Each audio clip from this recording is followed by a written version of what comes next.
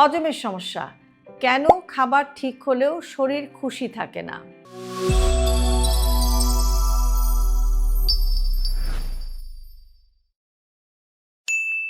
সব খাবার ঠিকঠাক, তবু পেট ভীষণ ভারী, অজানা গ্যাস, খারাপ হজম, এই অনুভূতিটা কারো না কারো হয়। হজম ঠিকমতো না হলে শরীরের এনার্জি কমে যায়।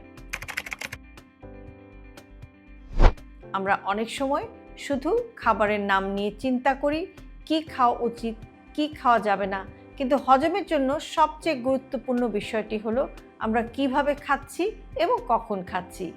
দ্রুত খাওয়া, মোবাইল বা টিভি দেখতে দেখতে খাওয়া, খুব লেট ডিনার বা অনেক রাত করে রাতের খাবার বা ডিনারটা খাওয়া, এসব অভ্যাস শরীরের ডাইজেশন প্রক্রিয়াকে ধীর করে দেয়।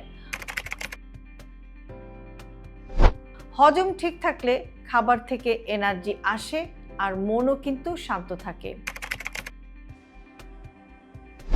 পানি খাওয়ার নিয়ম, হালকা হাঁটাহাঁটি, ফাইবার বা আঁশ সমৃদ্ধ খাবার, এসব ছোট ছোট পরিবর্তনও পার্থক্য তৈরি করে।